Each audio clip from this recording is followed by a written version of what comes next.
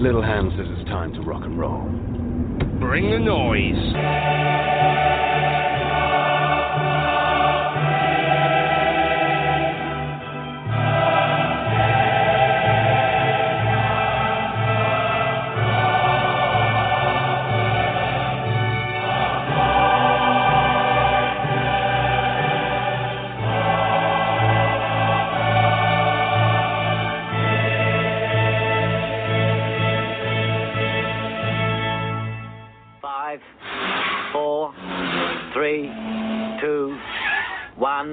Go.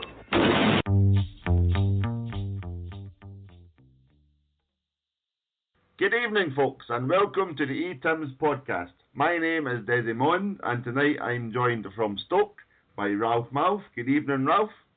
How you doing? And also all the way from the east end of the city, Hector Bandido. Good evening, Hector. Good evening, gentlemen. How are we this evening? Wonderfully well. Good. It is an international week, so we will come on to the big game of the week, which is, of course, Scotland versus the Republic of Ireland tomorrow night at Celtic Park. But we'll put that to the back of the agenda. Hector, I'll come to you, being a Glasgow man, with the question of the week. Did you manage to get your Take That tickets this morning? Oh, shit. I didn't know they were on sale. Oh. Are they sold out? Yeah, well, I don't know. I was first in the queue yesterday, so I was alright. I managed to get 10, so I was quite happy. Is Jason still in? Is he left now? Jason Orange, how dare you say that on a Celtic website? Well, you that said Orange, I didn't. I said Jason. Oh, you just call him Jason? Jason, yeah. No. Okay, usually we go with the intro question to Ralph, of course, but we're trying to kind of ease him into this podcast, because the first point I have on the agenda is Ronnie Deila roller coaster. Are we on an up or are we on a down? And I know you've been basically the man of ups and downs, Ralph, going by the diary. So how are you at the moment in the Ronnie Deila loving frame of mind? You need to remember, right, the diary is not a true reflection of the events. It's just how I feel that morning when I write it. And that's largely based on the result immediately the night before. We had our CSC meeting on Monday, and there was about half a dozen of us sat round, and there's not a single one of us could say with any conviction that we're going to qualify for the latter stages of the Europa League. Now, if you remember a couple of days back, I'd already got us in the semi-finals and final. And you did use just to confirm to people. Ralph is the guy who has been the guy of many rumours who has been using the actual quadruple word recently. How dare you?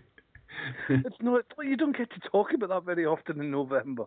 We've still got the fascinating thing is we've still got a realistic chance in my mind of having a superb season. And then a game rolls around and you watch it and you think, what am I talking about? There's no chance of this lot. And then they'll do something good, and then they'll do something bad. And it's nothing else but exciting. Roller coasters are right. Well, but Hector, we're top of the league. We're in a strong position in the Europa League. Granted, Champions League's been and gone. We'll let that go. We're in a strong position in the Europa League, and we're top of the ESPL or SFPL, whatever it's called these days. Surely we should all be happy, should we not?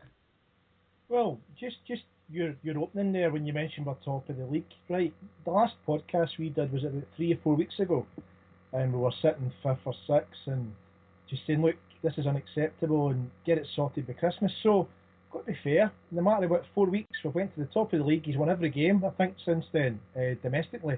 We drew away to Astra, game we should have won. We're sitting second in the Europa League table. We've won 2, drawn 2, not lost 1. So, fair play to the guy. It's hard to complain after the amount of complaining I think we all did a month ago.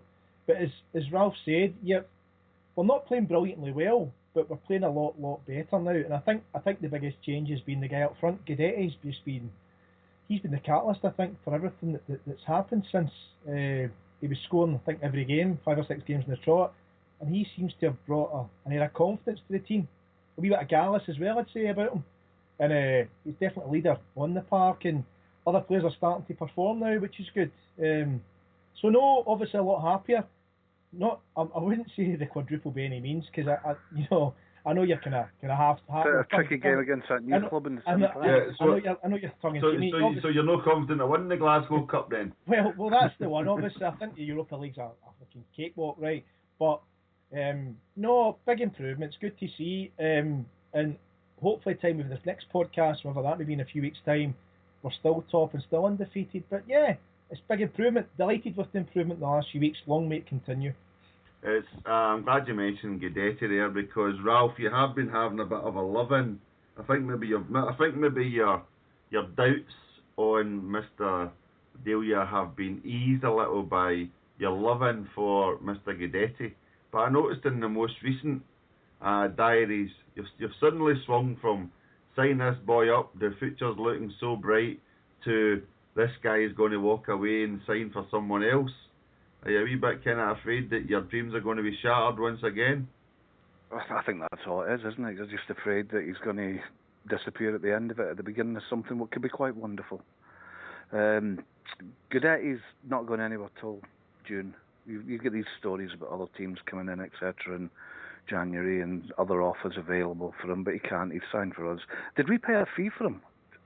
Which was what I was going to check up on. If we paid a fee for 12 months... I don't know, possibly. Yeah. I don't know if it's in the what was it, the Henri Camara. Remember we paid something like $1.5 million to loan him years ago under Martin O'Neill. I don't think it would be in those realms, but I did notice you'd point out in the diary that we were subsidising his wages bigger than a Feyenoord. Feyenoord did, yeah. Which means essentially that when he does go, it can only really be to a team in England, Spain or Italy. I don't think the English teams would take a chance on him. Although the Southampton thing, see, when you start thinking about something with the connections at Southampton with Ronald Koeman, with the other Celtic players there, because they quite happily took chances on them, that's the place that I'm afraid he'll go to. And I think it depends on how well they do. And then when I looked at the league table, they were second. So you can imagine how that made me feel. Yeah, no, it's strange. Sorry, it's strange as you said that there. I think Southampton may be actually a little bit bigger. Too big for him now, but for some reason I just had it, and I just pictured in my head that I could see Neil Lennon, who is now at Bolton and doing very well since our last podcast. Given his interest at Celtic, I could actually see him suddenly saying to somebody at Bolton, "There's exactly the guy we need." If they finish mid-table this year or pushing up towards the playoff place, I don't think they'll make it, but up towards that end of the table, I could see him maybe saying, "There's the guy we need. There's a guy that will get us 30 goals in the Championship in 2015, 2016. Something like that. I think Lennon's more likely to go for Gary Hooper or something like that. Well, again, you asked a question in the diary. Has Hooper been found out? I know he's been injured, but he's not exactly set England on fire like we all expected him to. I think he's been quite disappointing. A striker's job's difficult, though. He needs to have people around him. He needs to be given the service. And if he's not getting that, and he's certainly not getting what he was used to when he was at Celtic with Norwich, so I didn't think there was ever any chance that he was going to set the heather alight down there. Maybe a 15 to 20 goal season would have been the best they could have hoped for from him. And from then, the other teams would have looked at him and he'd have maybe gone to a bigger side. Similar to the way David Platt did when he went to Italy years and years back. When he went to Bari and he had a good season with them, and then he got a bigger contract. The world's most expensive footballer at one point, David Platt, because he had so many big multi-million-pound moves in Italy. Like in 6 years or something, he moved 5 times. But it was just like basically 10 million or whatever. It ended up, the accumulation of his fees meant he was the world's most expensive footballer overall at one point, which is quite strange given the fact his career seemed to be based on 1 goal for England.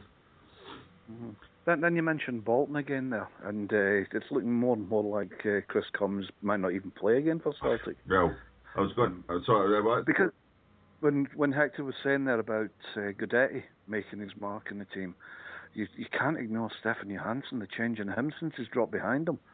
He was looking a wee bit lost out in the flanks earlier in the season, but I think he's found his place in the team right behind Guidetti. Well, so to speak. Well, Commons is a good point. Hector, they've always said it was an injury to his backside, but is that just basically a term, a cute term for he's a pain in the arse as far as the Celtic management are concerned at this point? Well,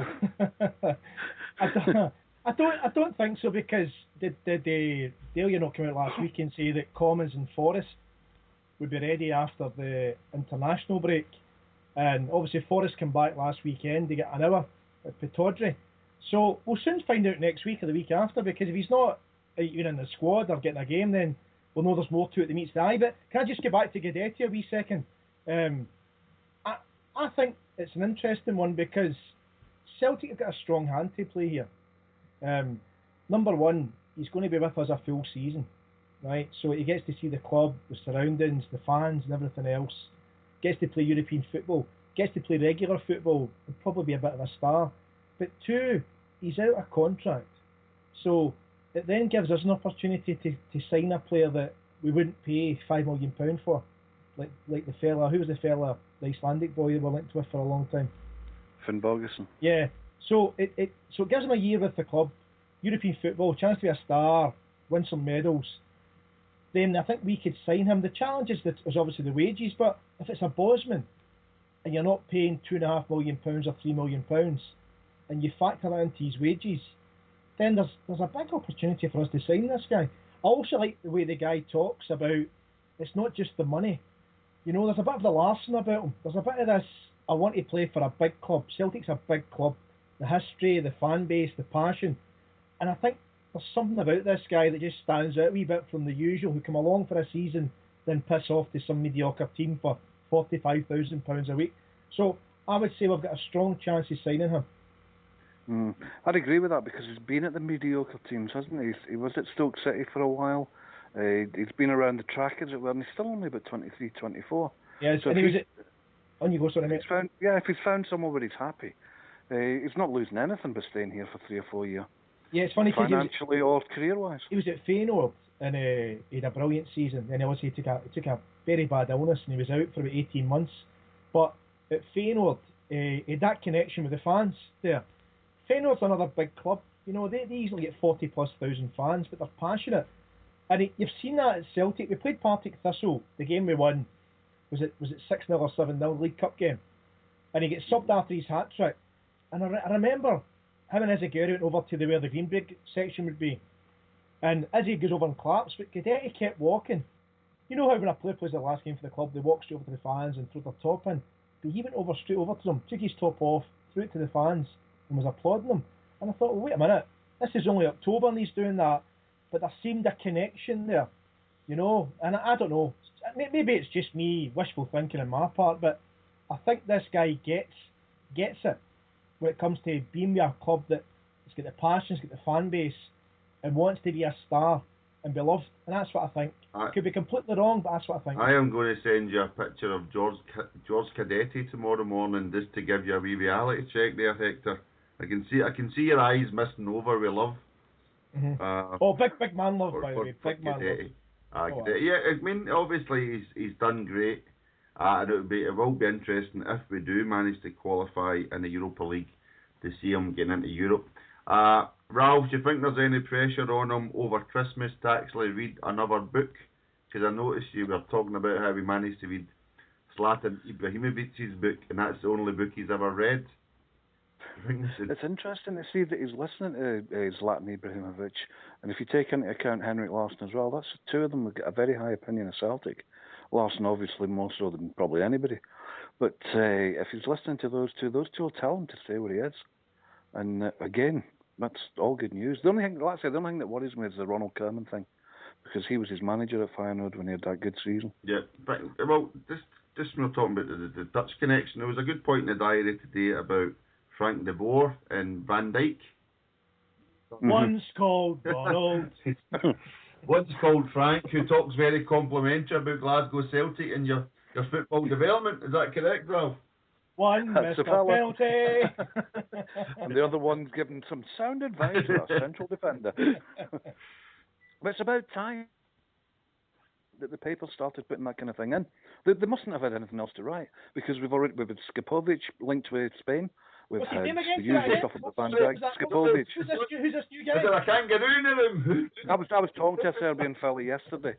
A relative, that Bosko Balaban, remember him that played for Aston Villa? Is this the way I'm sitting, Ralph? But thanks for asking. I was talking, he says it's pronounced like that. whatever way it was I pronounced it, I don't think I'll be able to do it twice. Skip a bit. I like the way you actually race through it as if you've got to say it quickly. That's in case anybody's listening. Which is the complete opposite of how you pronounce Lowell. Lowell, yeah. Or my mate Peter. Yes, I was going to ask you about Big Van Dijk, and especially last week's game. Hector, did you enjoy last week's game up at Pittodrie? Because it did have an extra bit of an edge with the whole Tonev Affair. We don't really need to go into that if we don't want to, but the actual game itself, it seemed to have a bit of fire, which had been a little bit missing in the Scottish Premier League for a wee while, given the fact that Rangers haven't been in it for a while. It did seem to be a bit of a grudge match, which was welcome, I thought, regardless of the reason. Sorry. I was 20,000 was Aberdeen's capacity, and they sold it out. Their fans were up for it. McInnes has obviously made a major improvement. Aberdeen got their first trophy last year, bit of a decent run. Celtic European game midweek. We'll be back to Glasgow. Was it Friday afternoon? Then you're travelling up north to Aberdeen for a lunchtime kick-off Sunday. So you could see that listen, people say they're professional athletes. Aye, that's all fine and well, but you could see there was some heavy legs in the second half. So to lose Brown with the softest of soft second yellow cards, and then to get that last-minute goal for Van Dijk, no, it was brilliant. I must admit, I jumped in the air at that point. And for me, the icing on the cake, and I think this is the Ronnie Deila thing we keep talking about. To see him over at the support, punching the air and showing that bit of passion, that was a connection that had been missing. Mr.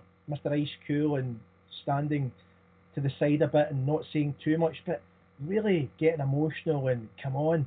I thought, here we go. No, some more of that. So that was the icing on the cake, getting the last minute, but then Ronnie going up with the fans and giving it the old come on. So yeah, really, really chuffed with that. That's funny that you should mention that about the Ice Cool thing. Because if you remember when he came to us, the Scottish press, because these guys know their stuff, they were trying to find as much as they could about him. And all they came up with was that time he took his clothes off, mind.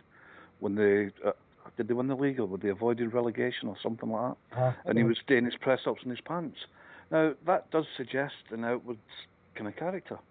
Somebody that's, what's the word for it? Charismatic, yeah? And yet, every time we've seen him, he's been stood by the side, chewing his fingers or arms folded. And I think that at Pittodrie was just the relief of being able to actually come out his shell a wee bit. He's come in with an image that he's tried to hold, but the real Ronnie, if there's such a thing, is your sort of fun-loving, outgoing. There's pictures of him out in the drink as well, isn't there? So he obviously knows how to relax. He knows how to enjoy himself. He wants to enjoy his time at Celtic. But maybe the pressure was a wee bit heavy on him at first. Some people were saying terrible things about him, Well, in particular, somebody who writes a daily diary. Anyone spring to mind? Oh, I can't remember his name. It's a stupid one. But it was good though. See when the winning goal went in, and you actually see him on the touchline with the rest of the coaches, and he was the one jumping about bananas, going mental, and that was great. But it caught me by surprise. I don't know about you guys, but I was really surprised, pleasantly surprised, when I seen him, going across the pitch and kind of get in there. And I like that. I love that passion. Like Martin O'Neill was one of the first to do it. Then even wee Gordon was at the game against Spartak. He sprinted 50 yards down the touchline, going mental. Then obviously Lennon did something similar when we beat was it Karagandhi to qualify for the Champions League 3-0. He ran down the corner flag. I love that in a manager. I hate seeing a manager standing there with no emotion. So I was delighted to see that. So well done, Ronnie. They're just copying Mourinho, aren't they? Let's be honest. They're just Mourinho wannabes. But this, you talked to Hector, the bit when the goal goes in. I love the shot of Deila and Stokes giving the whole rumour mill, not the Etims rumour mill, the Scottish media rumour mill, about how Stokes was left out in the cold and how he was going to have to find a club because him and Deila were not getting on. And the two of them were like loving brothers when that Celtic goal went in, the way they were hugging each other. Sorry, Desi, just a wee thing. We've been contacted by our special guest to say he wants to call us. Can you try and dial him in? I can try my best if and when he pops up on Skype. He's not there at the moment, so I'll keep an eye out for him. Okay, just carry on while I go and try and find him. So that was the Aberdeen game, Ralph. Let's just touch on the Tonev case for a moment, given the fact that you've had a lot to say about it in the diary, but it's really more about the case of how is it one man's word against the other, and once again it kind of shows up the SFA, regardless of the crime, so to speak, or the allegation. But Tonev says, I didn't do it. What's the guy's name, sorry? Shea Logan. Logan says he did it, and then it goes to this tribunal or this jury, for want of a better word, and they say 7-match ban. And the next day, the Bulgarian FA called SFA's bluff and say, show us the evidence, because we want to obviously deal with our player in such a manner, because we don't want any Bulgarian players being accused of racism. Yep. So how's the SFA looking in all this, Ralph, in your opinion? It's ridiculous that they've made a decision that's affected the fella. He's been punished. There's no evidence, whatever. Leave that to one side for a minute. They've made a decision and they've not told us why, except for, he says you did it. And that's it. So obviously Celtic have gone the next step. They've appealed. And at this stage, they have to come out and tell us why he's guilty. There's no witnesses. What struck me as interesting was there's not a single photograph of the incident or a single bit of footage when you consider how many cameras are at the football these days. There's absolutely nothing. When you watch the incident, there's no reaction. You know, when you're sitting at a game with no commentator, you can usually tell what's happened by the reaction when the players run about. And there's nothing to suggest anything untoward's taking place. And your fellow Logans went up and they sold the SFA. He says, that guy called me names. And they said, right, and they banned him. And it's ludicrous. And was it the Suarez case had 200 pages of evidence and submissions and all that when he bet somebody? There's a few parts to this. You're right in regards that the SFA found them guilty, and the amazing thing and what they said as part of their verdict, it was based on probability, right? How in a court of any kind can you find somebody guilty based on probability? He's probably done it. You look dodgy. Sorry, you look dodgy. Aye, he's Bulgarian. You know, he's one of these Bulgarian immigrants. Basically, that's what it's like. You know what I mean? It's probably, he probably, imagine going to a copper, he probably did that. They go, what? How can we arrest someone for saying they probably did it? And that's what they've done. To be fair, that can happen a lot. But what I was going to say was, and I think everyone is on here, certainly, and every Celtic supporter, I'd imagine, if Tonev did do it, we would never want to see him again at Celtic, right? And I don't think Andy would ever say otherwise to that. But the thing is, it's one man's word against another. And that's what it's based on. There's been nobody, as Ralph said there, no video evidence, nothing else to back it up, which is quite amazing, considering I think the game was live on Sky, who tend to have 20 cameras, I'm guessing, the game at Celtic, because it was a live game at Celtic Park, I'm sure, on Sunday. But the other thing I was going to say, and this is almost a character thing, isn't it? If it's based on probability, they're saying they're taking Logan's word over Tonev's. But surely then what happened at Pittodrie after the full-time whistle, when Logan is red-carded for foul and abusive language to the match officials. Now, Celtic using that as a character thing, Tonev's character, I think, he's done nothing as far as I can see in his career before. You've now got this guy for Aberdeen having done that, so who to believe? And right now, probability is that Logan wasn't telling the full truth, is my opinion, based on what I'm seeing. I saw that word probability, but isn't there also the not proven thing still in Scotland? But surely it's isn't that what you're supposed to come out with? If you've no evidence, then it's not. Well, he probably did it, so we'll punish him anyway. It'll be a lesson to everybody else. I think ultimately the last few years is basically showing the SFA or the Scottish authorities, whatever they're called these days, showing them up for being how incompetent they really are. You've got the Tonev. As far as we know, it's one man's word against the other, right? So anybody that phones into the phone ends gets told the same thing. Or we can't discuss it. I don't know how the media can question the SFA for these sort of items, but you never get told any facts. As far as we know, there's no any evidence. They did not do one thing against Rangers apart from try and help them. and then we've got this whole Mike Ashley basically pulling the strings at Rangers. And even tonight, you had Big Derek Johnson on Radio Clyde saying, I know we have to respect these stock exchange rules. And you're kind of like, oh, right, so it's basically is the what can we do to help the business out? It's not anything to do with the actual football game or being administrators for the football authority now. It's actually what can we do to help a businessman out to try and make more money. It's unbelievable. They're just totally, and they're basically being shown up as in being powerless. Remember they actually threatened Craig White, and Craig White just laughed in their face. Yeah. And he still died. Oh, big wow. You know what I mean? Somebody came up with a great idea. It was in one of the replies to the diary the other day, and that everybody who'd say get a season book gets to vote on who is on the SFA's board of directors or whatever they call it, or their administrative panel. And every couple of years they have to go up for re-election, and if they've not done the job they're supposed to do, then they're out. Because it's the supporters that are obviously financing them for the buy onto the games, or whether or not they're taking out the Sky subscriptions or buying the merchandise, whatever. And that gives the people a real chance to control the SFA, which, was it, Doncaster's went 3 years now without getting a sponsor? We should have a thing at the top of the site. It's 994 days since we had a sponsor, and do it every day.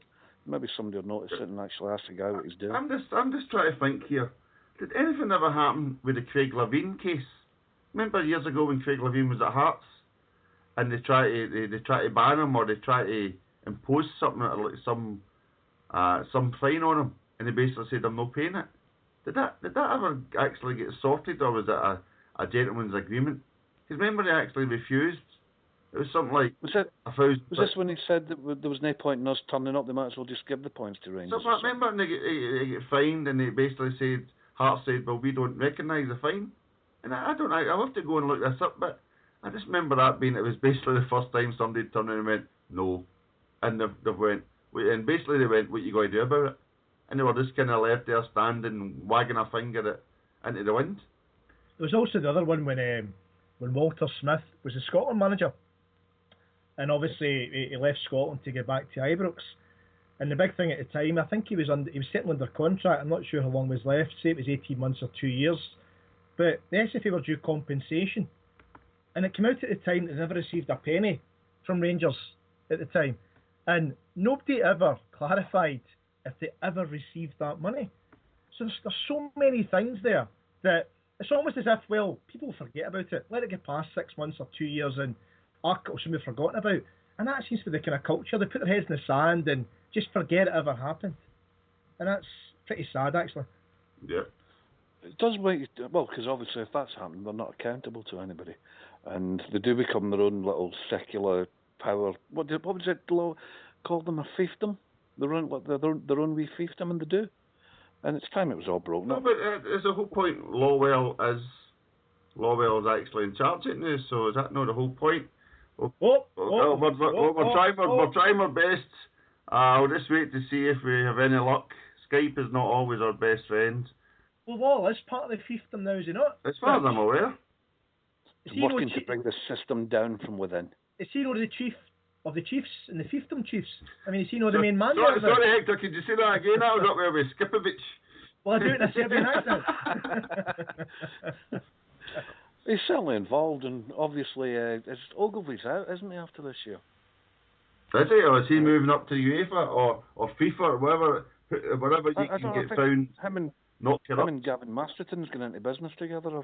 Somebody told me the other day.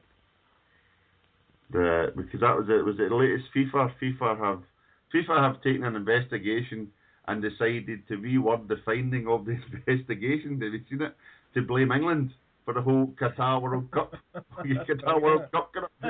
to be fair, we slag the SFA, right? But they're amateurs compared to FIFA, aren't they? They get a Vauxhall Vectra. Aye. FIFA are the daddy of just being, knowing every dirty trick in the book. They don't give a shit about anybody, do they, FIFA? You know what I mean? We're doing it this way. F you. Don't like it. You can piss off.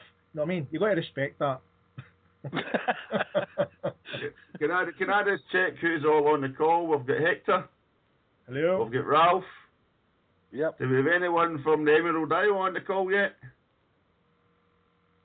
No, okay, that's fine. Skype's not letting us in yet. Hopefully he'll be along shortly.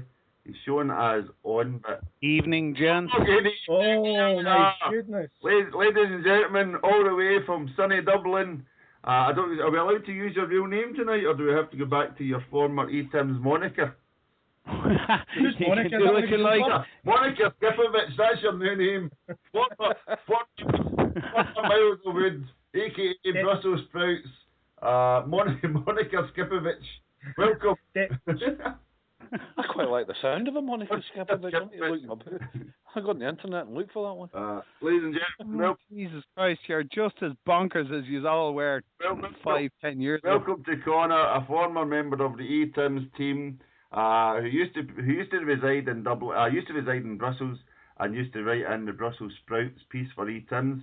For those who have been with us for a while, under the Monica Skipovich of Myles O'Wood.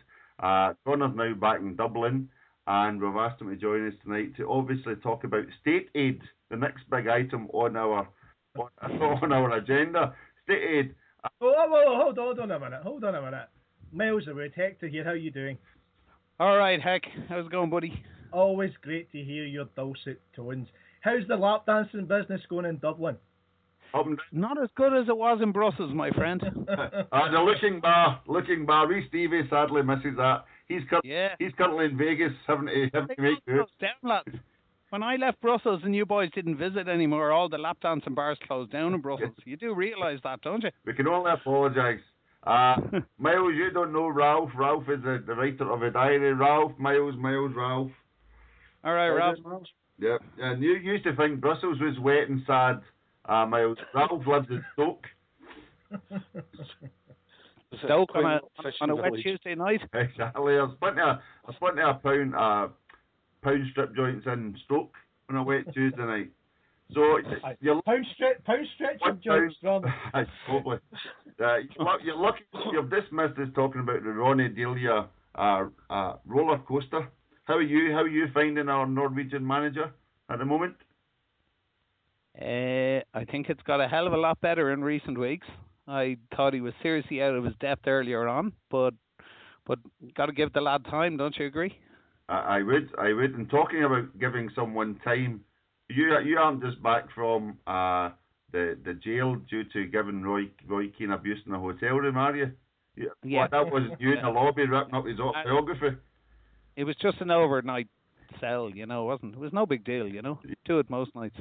Just throwing pages at him from his buke. So are you disappointed that we didn't actually get Roy Keane as a manager? Because me and Hector remember how happy you were when we signed as a player. So were you wanting him as a manager?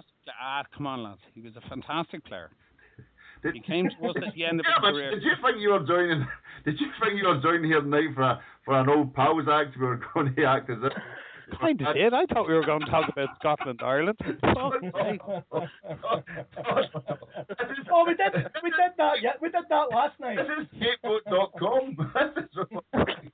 You did it last night. Aye. Scotland won 4-0. It's Saturday. BNP on Twitter turning up on the 12th of November. It's fucking Saturday. You've been pissed for 3 days. You're not. You didn't record things the night before. Right, so Roy Keane, were you wanting him as manager? For who? For Celtic, when it was rumoured that Peter Lawwell reneged on the contract, etc. According to... No, I have no interest in Roy Keane being manager of anything. You were a big fan of Roy. He's doing it in the job. That Dublin's changed you. No, hang on. Yourself. Hang on, big man. I thought he was a fantastic player. But that was it. He couldn't manage his way out of a paper bag. I'm sure you told me you reckoned he'd be as good as Liam Brady. Yeah, exactly. There we are. We've set the bar really high now, haven't we?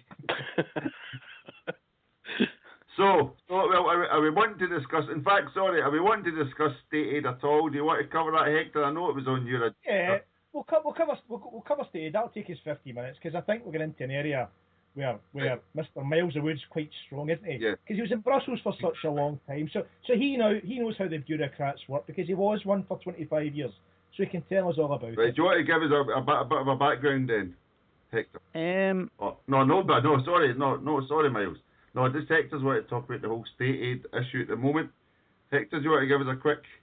Well, basically, Celtic were reported to our friends in Europe about getting preferential treatment from the fine custodians of Glasgow City Council. And the allegation was that they were purchasing land or getting land, if not for nothing, but certainly way below the market value. Celtic denied that, and it's been found out today that those wonderful chaps, those bureaucrats, have said it's a pile of pish. Celtic have nothing to be concerned about. That was the background. Do you believe that, Myles? Do you believe that anyone in Brussels would actually work for a living and come to a decision? Was that to me? Yes. Yeah. Look, any complaint, no matter how spurious or vexatious it is, that is directed at the Commission, they're obliged legally to investigate it. Okay? So, honest to God, you could be given out about the local Orange Club down in Rutherglen, right? A bit personal. Okay, right, edit that bit out. Look, no, but seriously, they're obliged to launch a preliminary investigation, right? If they find out it's a load of pish, they don't go forward to a formal investigation. And that's exactly what happened here. What's this lad on Twitter? John, what's his name? I've seen the initials PJZ, I think, was it? PJZ, yeah. John Stevens, he claims to be called. Anyway, it's the biggest load of muck ever. And the Commission has treated it with the disdain it deserves. And as the founder of the Brussels CSC, amongst whom most of our former members were our founder members were Commission officials. Not that I'm suggesting a link. Not that I'm suggesting there's a link. No, it's the biggest load of diversionary nonsense I ever heard. So the Huns have get hammered since whenever, right? Myles, can I ask you a question? Can I ask you a wee question there, right? Obviously, sure. your Brussels CSC links and the fact that a lot of the guys involved in the CSC were involved in the bureaucratical business. Is there any truth or rumour that these guys were actually on the panel who said it was a lot of shit? None whatsoever. There's about 30,000 people in Brussels working for the European Commission, right?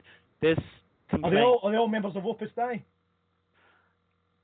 Wasn't that why the numbers at Seville were so high? Did they get a discounted bus scheme or something to just nip down to the game? I think we should be told. I think there's much more to be looked at here. I'm just wondering if there's many members of UKIP in the Brussels CSC. Can you confirm or deny that, please, Myles? I left Brussels in 2006. Oh, the old excuse, eh? Deny. Excuse. Well, so you'd have John who's running the place now, but I'd be pretty confident the answer to that question would be no.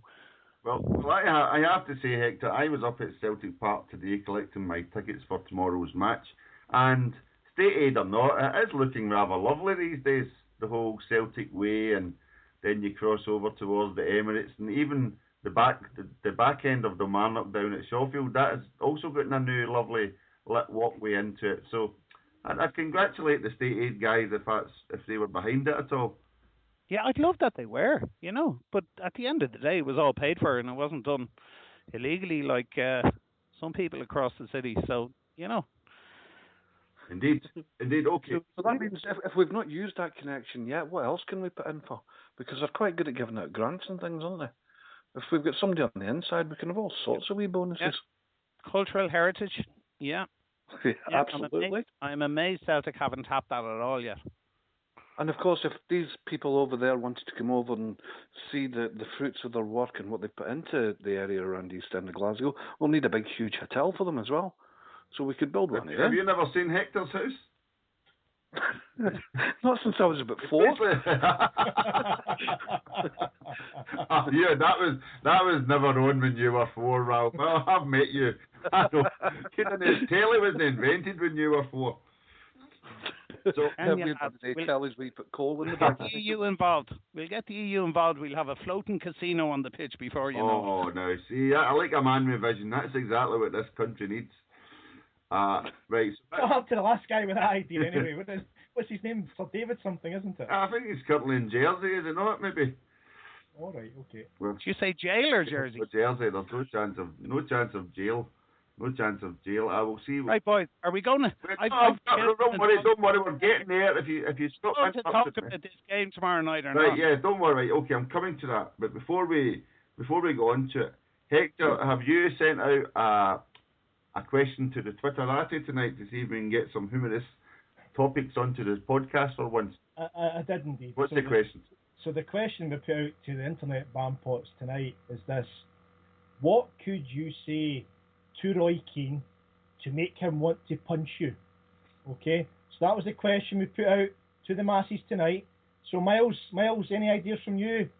What do you think you could say to Keane to make him punch you? Anything at all, I suspect. So Desi, have you got the tweets open there? I haven't started, but what we could do is we could just leave it stewing just now, and then we can pick it up at the end, just in case Myles has to run. You know, he's that busy these days. Yeah. So he's got European things to do with the European Commission, hasn't he? He's a busy man. Yeah. See, folks, we bring you the top men in Europe here. First tooth fell out today. Would you all like to say hello to Kira?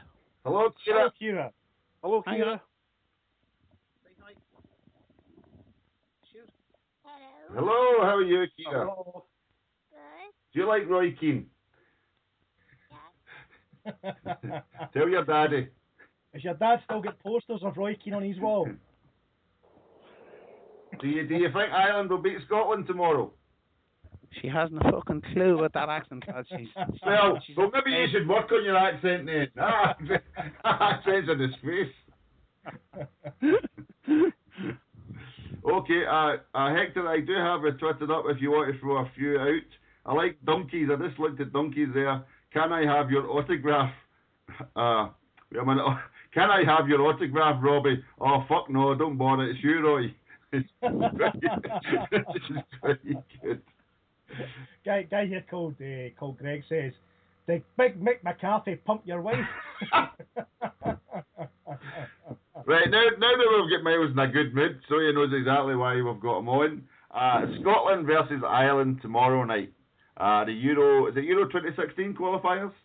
I should be looking at the tickets downstairs. You should. Just look at the calendar. I know. You have to pay all that money for 4 tickets a day. Myles, are you looking forward to the game? Very much so. I think this has gripped the imagination now over the last couple of months like no Euro qualifier has in both Scotland and Ireland, I'd say. Well, you must be G'd up after the point in Germany, because that was quite a result. It was a fantastic result, but let's face it, it was a hell of a lot of luck involved in that. But look, I think it's going to be extremely, extremely tight tomorrow night. There's nothing to separate the two teams, and I personally wouldn't be surprised if it was a draw.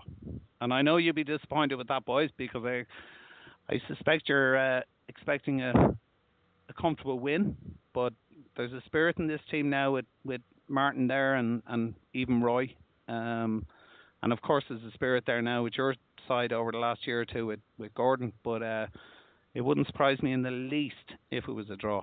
The only thing I'd be worried about now is the loss of James McCarthy for us, because he's been immense over the last couple of months, both for Everton and Ireland, and he's, even though he's only a young lad, he's 23 or 24, he's a very influential player, and I'd be a little bit concerned about his absence tomorrow night. Well, to balance that up, we of course have also lost James McArthur, which is sort of basically realistically the same players, aren't they? Let's be honest. That's it, yeah. It's no Lackey's connection, isn't it? He said with tongue firmly in his cheek. Ralph, is this the biggest Celtic influenced Scotland game ever in the history of football? By a long, long way, I would have thought.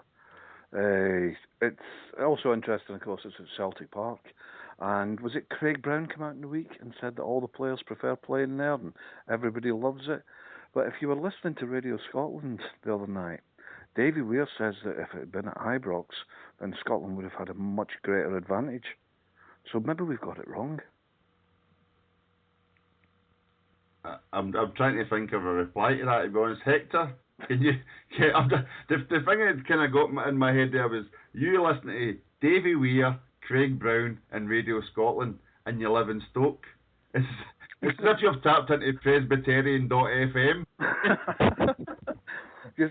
See, when you put it on in the car radio, when you're driving back at night, and you put the car radio on 810, everything around you turns into cornfields, and you see like solitary little churches and kids and things coming out and waving big sickles at you. Is the Labour Party suddenly socially minded again? I think, to be honest, I think it'll finish nothing each. I think it'll be one of the games. It's not like you to be real depressing, is it, Ralph? It's because Guidetti isn't playing that Ralph's annoyed. He's not interested. There's no Guidetti on the pitch. So Hector, what about you? Hector, your young kids are excited. I think it's going to be a really exciting game. I think the two of the guys are actually doing reverse psychology here. Myles is famous for it, let's be honest. Yeah, we know that. And you know what Ralph is like, old Reverend I Am Jolly, right? Listen, I think there'll be goals galore in this game. There'll be at least 3 goals in the game. Both teams will certainly score, because both defences are pretty average. I think Scotland probably play a better style of football now, which I never thought I would ever say going back 18 months when that clown Levine was in charge. But Anil's team are always brilliantly organised, hard to beat. So, it could be 2-1. I'm going to go 2-1 Scotland, but it'll be a cracking game. It wouldn't surprise me, if it was 2 each or 3-2 either way. But a great game tomorrow. Nice and great. Yeah, it'll be lower scoring than that. Heck, it'll be definitely lower scoring than that. But do you know the one player I'm worried about on your side? Stevie Naismith. You've always had a thing for blondes, to be honest. Well, this is true.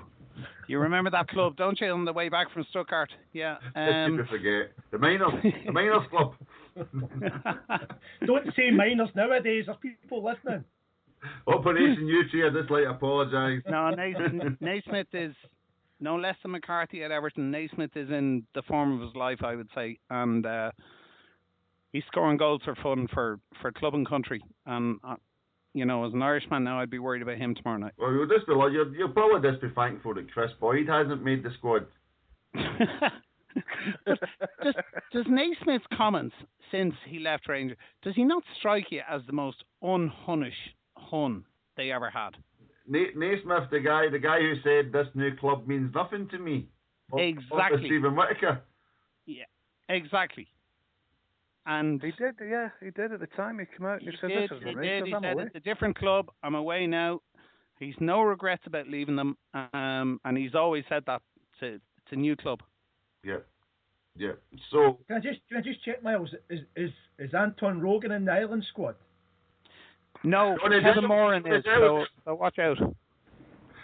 Kevin Moran, did he make it? No, that's Matt Lawson. Is Matt Lawson there? I still remember him scoring at Hampden. Yeah, 87. Oh, boys, read it and weep.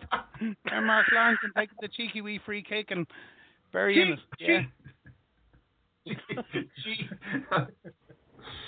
Talking about cheats, right? I was delighted to hear I said that. cheeky, not cheats. Talking about cheats, right? I was delighted to hear that young Glaswegian James McCarthy has decided to pull a hamstring in training and is now resting back home in Glasgow. So, Agent McCarthy, come home. Your job is complete. Well, to be fair to him, I'm still shocked that Lewis McLeod has not pulled out of the Scotland squad. He's been there for 2.5 days now. That must be a record for a Rangers player. Has Walter Smith taught him nothing? Sure enough. Although he is to return to Ibrox on Saturday for a game against Alloa. They need him for a game against Alloa, so he's leaving the Scotland squad and then returning to it if Gordon Strachan lets him, according to Big Derek tonight on the radio. So it's nice.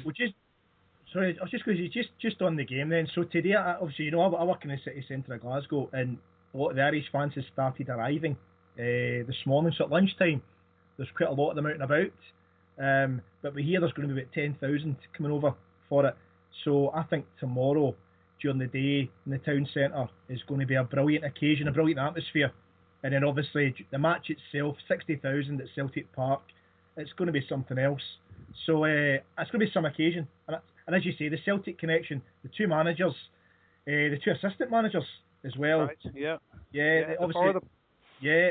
Obviously Scotland TV get Scott Brown there, Aidan McGeady with Ireland. So I just think it's going to be something else, some occasion. And a lot of the Irish fans who obviously aren't Celtic fans making their first pilgrimage to Celtic Park, I think they're in for an absolute treat. So. But do you mean all those Irish fans that pretend to vote, to pretend to follow teams like Man United and Liverpool? All they guys? I couldn't possibly comment on that. That's really one for Myles rather than me. Yeah, isn't that's the second team specialist. Yeah.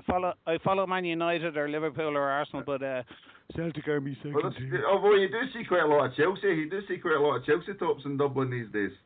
How you doing, your arse? Get out of here, you. When was the last time you were here? But listen, in a positive sense, though, right? If there's 10,000 coming over, I'd imagine there'll be, say 2,000 or 3,000 who are probably Celtic fans. But it's a great opportunity for a lot of these guys like yourself, Myles. I think when you first came over to Celtic Park, was it Shamrock Rovers played Celtic in the? That's right. Yeah. Oh, jeez, you've done your research. Good man yourself. Yeah. I just googled lap dancing bars and your name popped up. Shamrock Rovers. No, Newcastle Brown Ale in the CSA there. Yeah, on the London Road. So tell the boys the story. Tell the boys the story, right? What was the year? I don't know the game, but when you first came to Celtic Park, go and tell us. It was the 1st of October 1986, and I remember it like it was yesterday. And there were 120 Shamrock Rovers fans came over to play Celtic in the second leg of the first round of the European Cup, the old European Cup, as champions of Scotland and champions of Ireland. And we lost 1-0 in Milltown, in our old home in Dublin. And we all got on the Vomit Comet, which was that little propeller plane that used to fly from Dublin to Glasgow. Anyway, we arrived into Glasgow, and we ended up in the Celtic Supporters Association bar. And the story you're talking about, sorry. Oh, you mean if you hate the Glasgow Rangers? I mean the whole thing. Well, listen, we were in the main stand, 120 of us. Everybody was in hoops, so it was very confusing. And all the Rovers fans got up and started singing, "If you hate the Glasgow Rangers, clap your hands." And we thought everybody would join in. Nobody did. And we went through the entire repertoire. It's quite repetitive, but anyway, we got there about 5 minutes later, and nobody reacted from the jungle, from anywhere. And then only when we finished and we sat down, the place erupted. And we were mobbed coming out of the place at the end. Apart from walking down Fifth Avenue there about 10 years ago with the New York Celtic boys on the Paddy's Day parade, it's the only time I felt like a film star. Barely got out of the ground with me clothes on. I'll be honest with you, it was fantastic. And that was back in '86. What's that? 30 years ago, nearly, is it? 28. That was your first experience at Celtic Park, and that was my first experience at Celtic Park. It wasn't my first experience at Celtic. I'd seen Celtic loads of times over in Dublin earlier in the early '80s. Yeah. But the first time I visited Celtic Park was, believe it or not, ironically, as an away supporter. Although, between Rovers and Celtic, they're nearly the same to me, lads. Honest to God. And then obviously, just oh.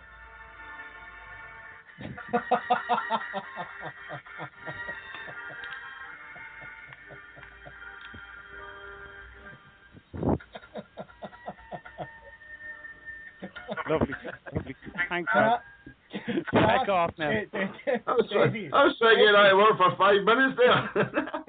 Desi, can I ask, are you Simon Bates? I swear to God, 2 minutes 2 seconds it took me because I've only got a single earphone on this headset, so I'm trying to get the mic to get to the. Now I had to unplug it because I had it playing. And I was like, damn it, I can't get this to work.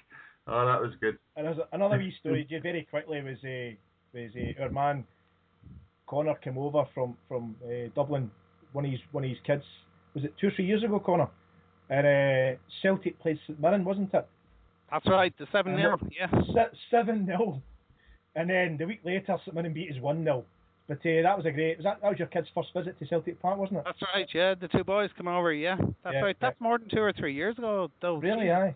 That was, yeah. Mark Krosas scored his first goal for us that day.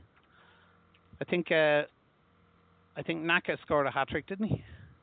I can't remember. That was probably half cut. Listen, man. I'll tell you, what was that? That must have been 6 or 7 years ago. As much as that, really? Yeah. Honest to God, yeah. Well, if Krosas and Naka were playing for us. Where are they now? Where are they now? So anyway, predictions, lads. Let's get honest predictions. None of this sitting on the fence, on or reverse psychology, right? Predictions. So Desi, I'll come to you first. All right. Scotland versus Republic of Ireland. What will the score be? I know I am going to go. My first prediction will be 6 minutes before a Celtic fan shouts abuse at Aidan McGeady for being a lazy bastard. So that's my prediction. 6 minutes. Get back. Will they be an Irish has banner of Scotland? McGeady, you lazy bastard. That'll be something along those lines. No, and then, that'll be Gordon Strachan, won't it be? Strachan be shouting, McGeady, get back! I knew you were no good. Or else Martin O'Neill will be telling him to go on our 3 feet because he's not quite the 6'5" player that he needs everywhere in the park. That was cheap. I'm just saying he favours a tall, muscular, physical side, doesn't he? Well, in certain positions, like central defence, but and centre forward. I think I'm tempted. And goalkeeper as well, of course. Get off the fence and give us a prediction. I know, but I'm wanting to be positive. I was literally thinking 180 to be honest with you, but no, I'm going to go with you, Hector. I'm going to go for a 2-0 Scotland victory. I'm going to go for an ugly victory. That'll do us. Stephen Naismith, actually getting to applaud Stephen Naismith and Stephen Fletcher, who says that one day he may come home to Celtic. So we'll go for those two to score. What about you, Ralph? The Irish, I think, will come not to lose because they've already got a draw in Germany. A draw in Scotland as well would be superb for them. So I don't think they'll be overly adventurous. I don't think Scotland can be overly adventurous. So I'm going to go for nothing each. Right, so we're well staying in the morning night then, Hector. There's no any point in going to the game, according to Ralph. Or is this the sort of chess game you're looking forward to watching, Ralph? No, not at all. I think, as with all my predictions, somebody will score in the first 5 minutes, and that'll put all that to bed. I just don't see any of them going over the top to try and win it. It's still early days in the group, and nobody wants to lose, I think, more than somebody wants to win. Ooh. Plus, when they hype it up like this, it usually goes the opposite way anyway. Connor, be honest, right? Get off the fence. Be honest. What is your prediction? The heart, and this is being genuine, the heart would say 0-0 or 1-0. The head says 1-0 to Scotland. I'll be honest with you. Oh. That little jammy bastard, Naismith. Don't forget, Myles. This is going to. And it'll probably be in the 90th minute. Off a deflection off O'Shea. I guarantee you. Right, I'll go for Scotland to win 2-1. Wait a minute, is Shea Given still the Ireland goalkeeper? Are you mad? Is he? No, Pax Bonner is. Don't you know? He must be about 56. Is it not? It's David Ford. Who's he play for? He plays for Millwall. Would you believe? Well, I could. Well, who does your keeper play for? Big Anton used to play for Millwall. Did you know? Who does your keeper play for? I don't know who your keeper is, to be honest. David Marshall, is it? That's what it's Cardiff. David Marshall from Cardiff, yeah. Cardiff, Millwall. Hey, what's the difference? See, that shows the mentality. Hector and I are looking up the park towards goals and your only interest in who the goalkeeper is. That says it all. Well, guys, I would go with Connor's thing about a late goal. I think Scotland will sneak it either 2-1 or 3-2. I think there'll be goals, but a late twist. It'll be a draw late in the game. Scotland will get a goal. I think it will be a deflection. It's going to come off Aidan McGeady's head. He's going to go and dive into the Scotland fans and celebrate after scoring the winning goal for Scotland tomorrow night. Right, Hector. Sorry. That happens tomorrow night. I want your lotto numbers. Sorry, bust your bubble, Hector, but there's a slight flaw in your plan where you said Aidan McGeady would be on at the end of a game. Oh, you're a harsh man. You're a harsh man, aren't you? No, I'm just being honest. You'll be the first guy to get subbed, I would imagine. When's the return leg, lads? It's not for another 9 or 12 months. It's next summer, I think, but it's also, I have looked it up, and there's a very nice deal on it. Is it the Aviva Stadium? Is it? Yeah. It's a very nice deal. Down road, as we like to call it. Yeah. Yep, I'm not being cheeky, I'm just making sure.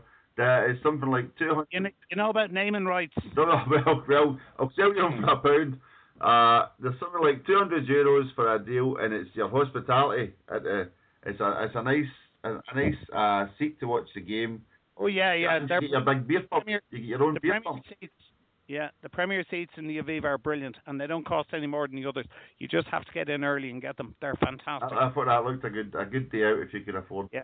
Right, yeah. Desi, we going, Ralph? Are we going over for the game in Dublin? Sounds like an invitation to meet up with Connor and get pished. Yeah. I'm kind of tempted, man. Well, Frank, my son's girlfriend looks like on expenses, you know, the Europeans, what they're like. A junket, they call it. You might be bottom of the group. You might be bottom of the group in 6 months' time, lads. Come on. Oh, that's it coming out now, eh? Oh, I think Scotland will beat us 1-0. Here he goes. Come on, we've got to get something out of Gibraltar. Don't mention Gibraltar to Connor. Oh, that's it. It's gone so well. Here it goes. What was the score Gibraltar for you now? Sorry. Oh dear. Oh dear. I can imagine. The lines are flooding in now, Connor. Well, we've said we're four listeners. Right. Okay, I think we can wrap it up there. Oh, did we have anything else to cover at all, Hector? Was anything else, guys? I think we can pick it up. We've got a few charity things to give notice to, but I think they can maybe wait until we get into the next few weeks to bring those up. There's also a new book coming out about the 10 men won the league, which we're going to have a chat with the author of that in the next few weeks, so that should be a good conversation, because I remember that game very well, celebrating in St Bridget's Glen the morning after it, first Friday Mass. Anything else for you, Ralph, you'd like to pick up that you've noted in the diary? I tell you what's interesting, the fact that Scotland are playing England next week, and it's hardly been mentioned. It's, with the build up to the Ireland game, and I think it's certainly worth mentioning that it was £52 a ticket, and nobody's gone. No surprise. People down here are sending them back, and people up there are boycotting it because it's a ridiculous price. So there's another thing to dig at the SFA for. But it's also Myles, especially you've been here for that on for the Ireland game.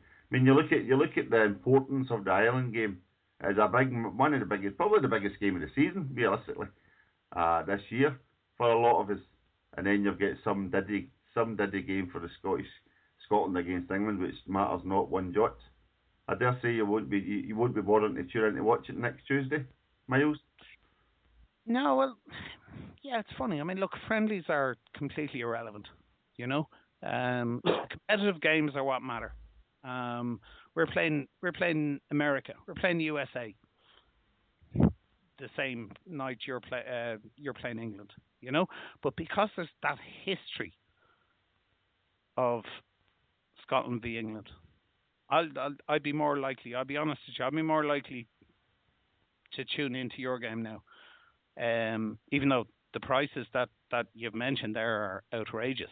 But I'd be more likely to tune into your game now and hope you get the win, and some lads go up and break the bar and take all the grass off the pitch and everything else. It's a Celtic Park. It's a Celtic Park. Oh, jeez, is it? Yes. Oh, God. Yeah. Well, you'll have to get more turf from Donegal. Nice to see another Union Jack flying as God Save the Queen gets played once again at Celtic Park this year. Yeah. So that'll be nice. Absolutely. Hector, Well received. yeah. Hector, do you have a Twitter feed here? I've got it open on my end too. If you want to quickly go through them. Yeah. Okay. So question was to the internet bams out there. What could you say to Roy Keane to make him want to punch you? And response from Paul 1888. Do I made you look very ordinary that day, Kino? Okay. We've got a few backs in Dale. Hi Roy, I'm a big fan. Could I have your autograph, please? Who knew he wasn't a fan of giving an autograph? I don't know much about big Mervin's one here, Hector. Just tell him you follow Etims. I mean, I don't remember Roy Keane mentioning his hatred for us, but it's like a lot of people, I suppose, in that essence. I think Roy hates a lot of things. Mainly Roy. Yeah. There's one here from a guy called JB67. Roy, do you think Ireland strip should be blue? Punch. There we go. That one kind of makes sense. I like this, especially for anyone who follows us on Twitter and knows one of the main Celtic fans on Twitter.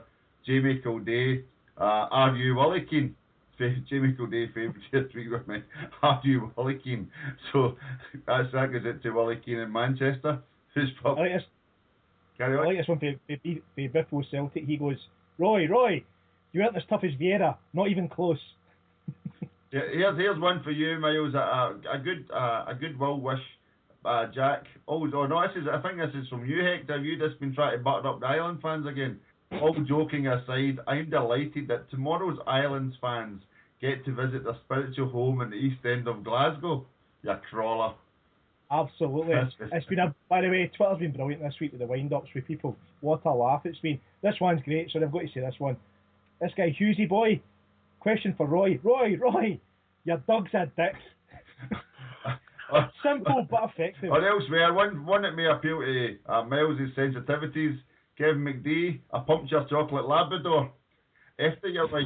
I don't know if you read that out already. Oh, this one's brilliant, right? It's very simple in effect. Brilliant. Mark Daly, not the Mark Daly, but Mark Daly. His question to Roy Keane: is Alex Ferguson your da? Yes, I was trying to wonder what I could put on as a final song, but I'm starting to get an idea now. Paperboy. I must admit, Roy, I really liked Robbie Savage's voicemail message. Yeah, Connor, you'll get this one. A guy called Jab 1888, and his question to Kino that merits a punch is: Hey Roy, are you from Raheny? Where's Raheny? Raheny's on the north side of Dublin. Great little place. Is that the commitment side of Dublin? The very commitment side of Dublin, yeah. Pretty committed over there, those lads. Yeah. No, it sounds. And Disco Dave, I'm still laughing at the hashtag Kino Puncho. Hector, very good. Disco Dave, how's LA Gallop say, Robbie?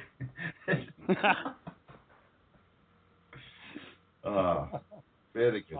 There's loads and loads about his dog and all sorts of stuff, but anyway, that's the bulk of them. Yes, very good. Well, I think that'll do. We're just looking for an hour for this historical game, Rangers versus Alloa at the weekend, where they have to play due to finances, and also to discuss the Scotland-Ireland game. So thank you very much for joining us tonight, Myles. It was great to hear from you again. Yeah, you too, lads. Hopefully it'll be less chaotic on this end next time. No problem. If you want to come on after the defeat for Ireland tomorrow night and talk about it, we're more than welcome to have you. You're always welcome here. Or we can. If you win, forget that. Anyway. Aye, we'll change our Skype address if you actually win. As being the form team, being the team at the top of the group, really the pressure is on you. We are the underdogs. So it'll be interesting to see how Martin handles the pressure. Oh yeah. No bother. Yeah. There's no pressure on wee Gordon. Nah, he handles it with aplomb. He said the most pressure he's had this week is Mark McGee. By the way, try and imagine this. Mark McGee has beaten Gordon Strachan at Scrabble twice. Mark McGee. I just imagine Mark McGee struggling to get 7 tiles out of a bag, and then just putting the 7 tiles in, thinking it's a word.